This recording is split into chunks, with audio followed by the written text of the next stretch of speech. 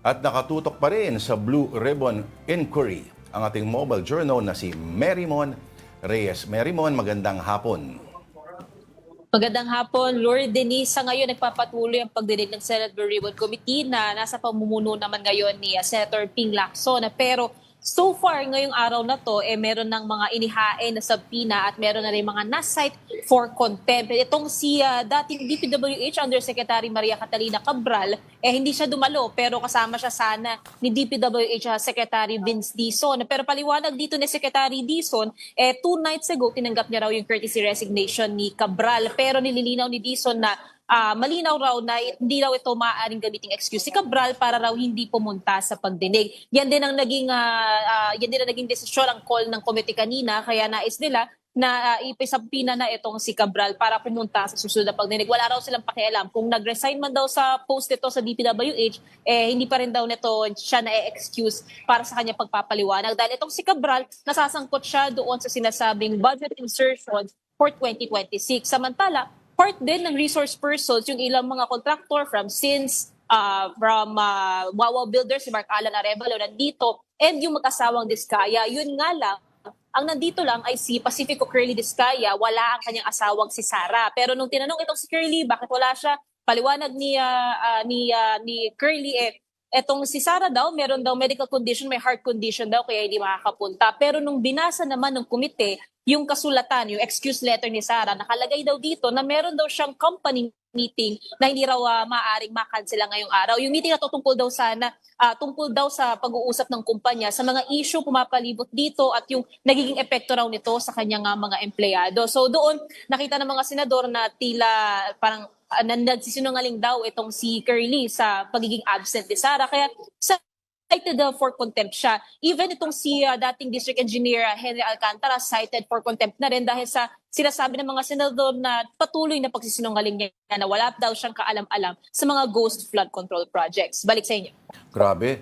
Nagsisinungaling o baka wala lang group chat.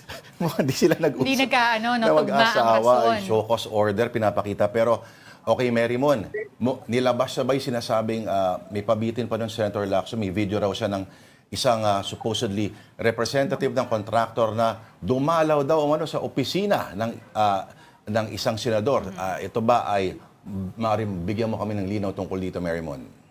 Oo, Lord, dagdagan ko lang pala itong si Sara Diskaya. Si Curly cited in contempt for contempt siya. Itong si Sara, hinaina naman ng show cause order para magpaliwanag sa kanyang absence. Later on naman, napag-usapan na itong si Mina Jose from WJ Construction na sinasabing siya raw yung staff na pumunta dito or representative from the construction company na supposedly nagdala raw ng lagay o yung kickback na tatanggapin ng isang senador. Pero nilinaw naman kanina, dinenay nitong ni Mina na wala raw siyang kaalam-alam, wala raw siyang kinalaman sa ganyan. Yung pagpunta niya raw dito ay dahil sa pagsisilip niya, pag-o-ocular niya sa opisina ni Senator Erwin Tulfo para daw doon sa verandang gagawin. At pinakita kanina lang din, kabababa lang natin, pinakita rin mismo ni Senator Erwin yung kanyang veranda kung saan yung tulo daw ng tubig mula doon sa may bubungan, umaapaw daw, naiipon daw doon, pumapasok daw doon sa kanilang opisina. So yun daw sana yung gagawin ni Mina. Yun nga lang, ang sabi naman ni Senator Erwin, bakit hindi raw sinabi ni Mina na noong simula nabanggit siya ni Bryce Hernandez sa hearing sa Kamara,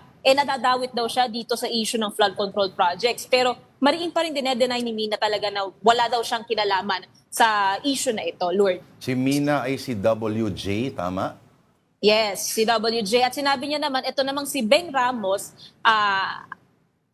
kaibigan niya raw to, kilala niya raw ito, hardworking daw itong tao, pero hindi raw, wala naman din daw siyang kinalaman dito sa issue ng anomalya. Staff siya ng Blue Ribbon, pero yun nga actually ang nabanggit pa nga niya, which answers din yung question kung bakit wala din dito itong si Beng Ramos dahil yung sa medical condition ni Beng. Pero doon din nagalit si Senator Erwin na bakit hindi niya raw sinabi nung bumisita dito si Mina na pupunta raw siya doon sa Blue Ribbon para man lang alam nila kung ano raw yung nangyayari sa sitwasyon. Oo, may ginamit pa raw supposedly na Blue Ribbon Oversight na parang... Oversight Management. Oo, yun yung opisina, Lord, sa Broome, to be specific, sa parang management office daw ito si staff si Beng Ramos. Ako, Merymon, gusto ko lang balikan yung resignation ni Yusek Cabral. I was trying to find it online. Ano nga ba yung dahilan na ginamit niya? And yung subpoena sa kanya, kailan ba siya planong ipatawag? Dahil nga, I think it was Senator Marcoleta, no? Tama ba? Nag-move na for her to be subpoenaed.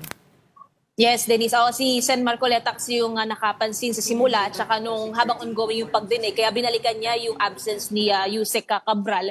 And so far kasi ang nasabi din dito ni Sec Dizon, nagkausap daw sila yun nga 2 nights before na sinasabi tanggapin daw yung kanyang courtesy resignation. Pero patungkol doon sa pagiging absent talaga ni Cabral, sinasabi pa rin dyan ni Sec Vince na hindi nga daw dapat magiging excuse yun para sa hindi niya pagpunta. And going back, etong si Cabral din kasi nasasangkot, sinasabing siya daw ay involved doon sa 2026 national budget insertions. Kaya sabi ni Senator Marcoleta, hindi raw pwedeng, porket nag-resign siya, hindi na raw siya pupunta, hindi na raw siya dadalo dito sa pagdinig. So, titingnan natin, pero usually kasi pag mag-i-issue sila ng subpoena as soon as possible, so by the next committee hearing, ina-expect nila na pupunta na itong si Cabral.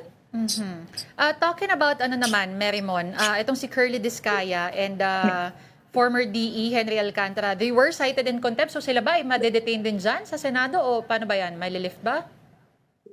Denise, so far kasi ang napagdesisyon na ng komite, cited sila in contempt. So ang tulad ng nangyari dito kay Bryce Hernandez, matik madedetain itong dalawang personalidad. Pero so far, tulad sa mga lumipas na linggo, since yung citing for contempt ay nanggaling dito sa Senate Blue Ribbon Committee, maaaring ang kustodiya mananatili dito sa Senado unless magkakaroon ulit ng pagbabago sa magiging desisyon ng Senado, kung magkakaroon din ng request muli ang Kamara na ipatawag ito bilang resource person sa kanila namang pagdinig, Denise. Pero so far, yun yung titingnan natin. Actually, pagkatapos din ng pagdinig, aabangan na natin kung saan nadadalin ng Office of the Sergeant at Arms itong si Discaya, pati si Henry Alcantara. Denise. Oo. Ano, magkakosa kaya sila?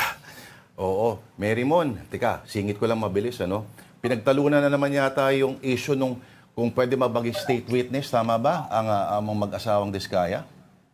Oo, Lord. Actually, kanina kasi nung tinatanong itong si Curly tungkol doon sa na nabanggit nila Sara last time na nagbabayad sila para makapag-secure ng proyekto, to be specific, yung naging topic kanina sa Quezon City. Umamin itong si Curly na oo, 10 to 25% daw na standard operating SOP, standard operating procedure. Nagbabayad daw sila sa Quezon City para raw sa mga proyekto, para raw ma-secure ang mga ito at hindi raw magkaroon ng problema sa pag-collect naman ng bayarin in the long run. Pero nung tinatanong na siya ni Senadora Risa kung nagwi-withdraw ba sila ng malaking pera sa bangko, magkano ba yung sinasabing 10 to 25% SOP, hindi na nagsabi. Ang pinaka-in-invoke na nga dito ni Curly yung kanyang rights against self-incrimination dahil wala raw siyang protection. And ang sinabi naman dyan ng Senadora, may protection daw sila. Protection nila, magsabi raw sila ng totoo dito sa sesyon. Alright. Rather sa hearing. Okay. Maraming salamat. Ang dami pang mangyayari hanggang mamaya ang ating mobile journalist, Merrimon Reyes, reporting live from the Senate.